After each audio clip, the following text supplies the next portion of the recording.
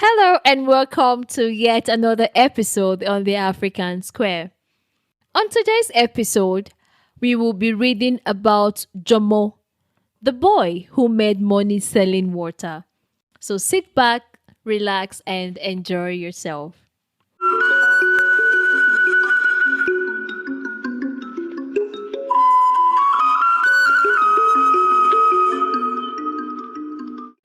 Some time ago, as the legend told, in the remote village of Kambo, there lived a boy named Jamo.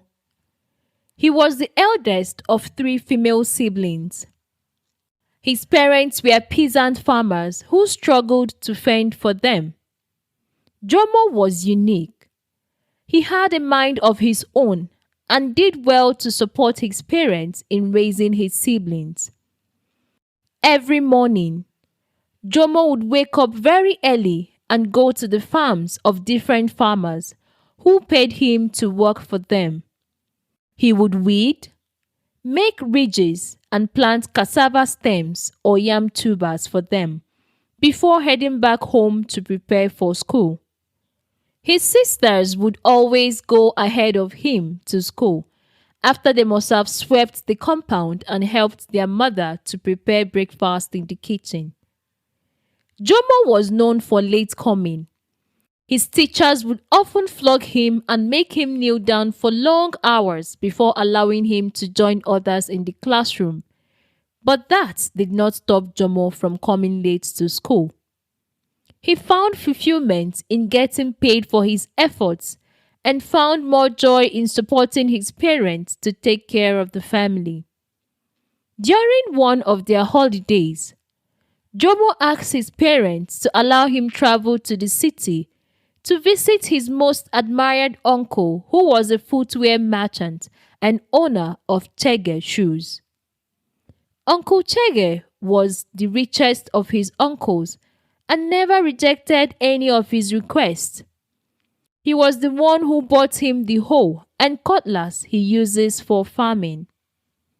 When his parents turned down his request due to lack of money, Jomo told them that he had been saving for the trip and have saved enough money to take him to Nairobi, where his uncle lived and ran his business. The next morning, they all escorted Jomo to the motor park where he boarded a bus to Nairobi. He reached there in the afternoon and was welcomed by his uncle, who drove him through the city in his black Peugeot car as they made their way to his house. When they arrived, Jomo was welcomed by his cousins and treated to a nice meal. Jomo was surprised. He never knew Uncle Cheger was very wealthy and had such a beautiful house. Throughout that night, Jomo was restless. He wondered how his uncle was different from his father, despite being born by the same mother. As the day broke, Jomo was the first to wake up. He went to the kitchen and washed all the dishes. He went outside and did the same, washing two of the cars parked in the uncle's garage. After that, he took his bath, had breakfast, and waited on his uncle. "I want to follow you to the shop," Jomo said, trailing behind his uncle as he was about to leave the house.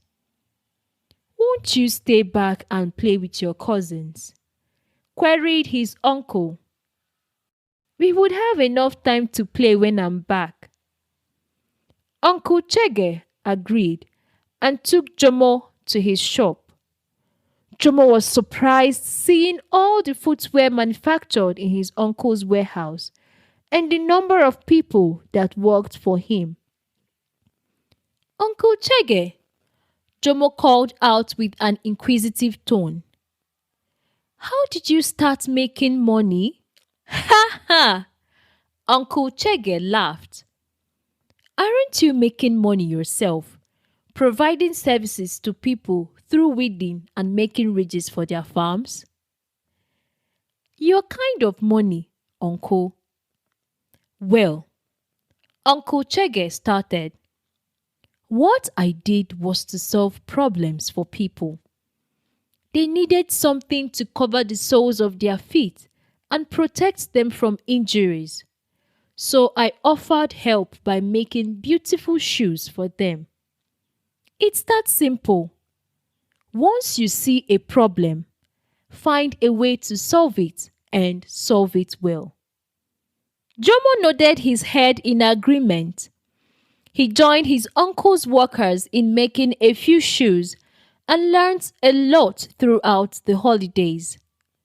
When it was time for him to return back to Kambu, his uncle gave him shoes for everyone in the family. Jomo was fulfilled. He found meaning in the words of his uncle and continued to ponder over it. Jomo returned and continued his early morning routine, working in the farmlands of people in exchange for money, which he used to support his parents. One day, Jomo came late to school as usual and was sent home on suspension by the head teacher. Rather than get offended, Jomo saw it as an opportunity to do more work.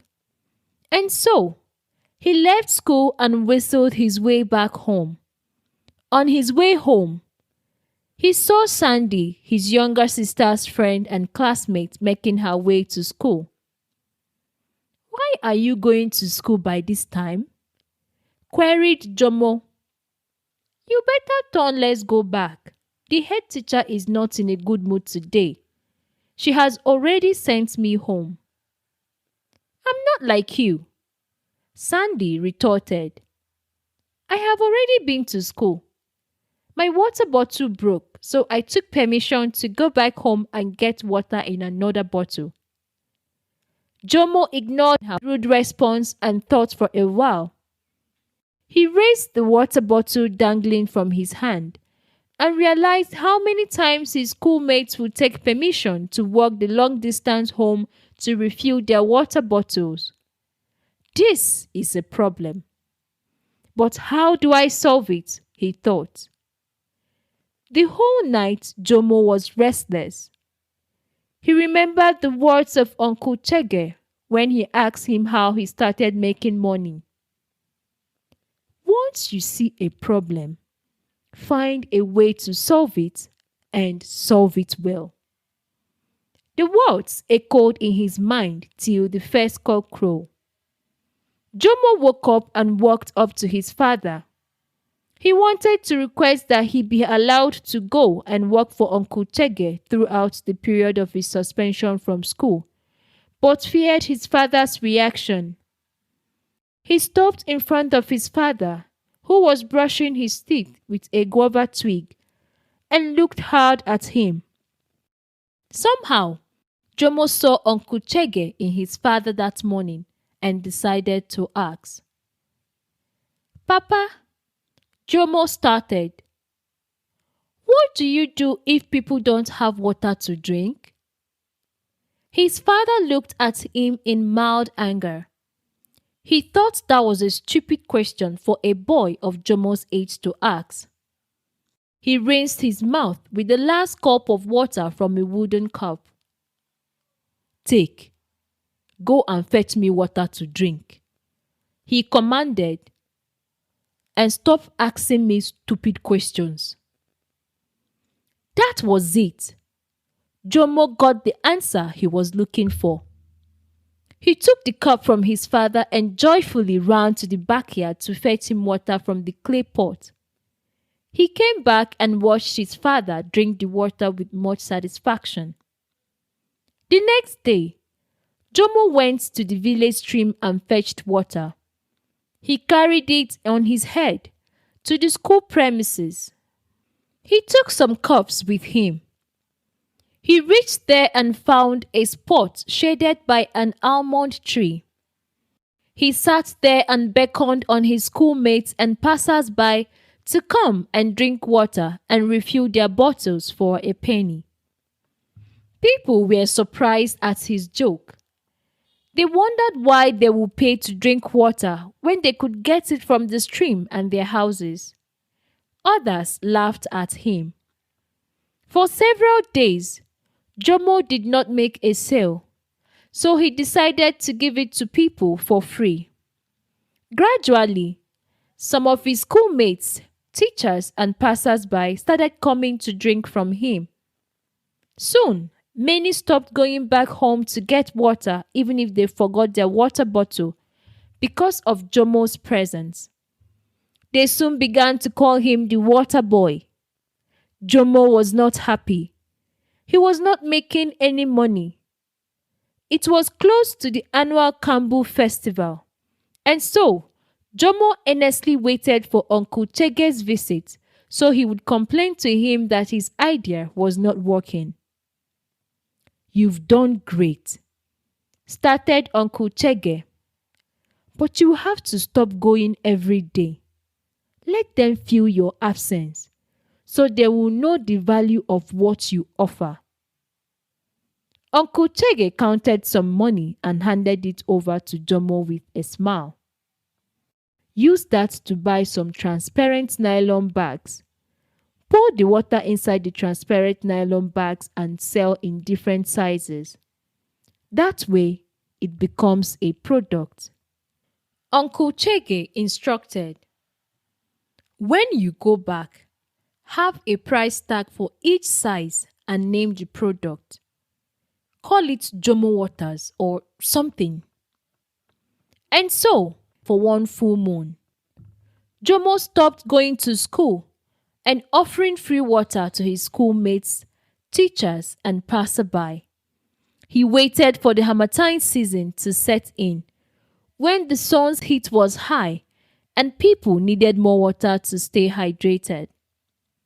A day before his return, Jamo took a wood and inscribed the name Jomo Waters. He nailed it on the thick stem of the almond tree where he made his shop, at an angle where people can see it. Jomo's return was greeted with so much delight as more people gradually began to accept his ingenuity and were willing to pay the price for it, since he saved them the time of having to walk back to their houses to refill their water bottles and offered them the product at their point of work. It was not long before the traders in Kambu market began to request for Jomo's water, including schools in their neighboring villages. Jamo got his parents to join him in delivering water to the various points of sale, and before they knew it, Jomo's water became the talk of the town. And like the story goes, Jamo made so much money from selling water in transparent nylon bags to people around his community and neighboring villages. He had Uncle Cheger to thank for it.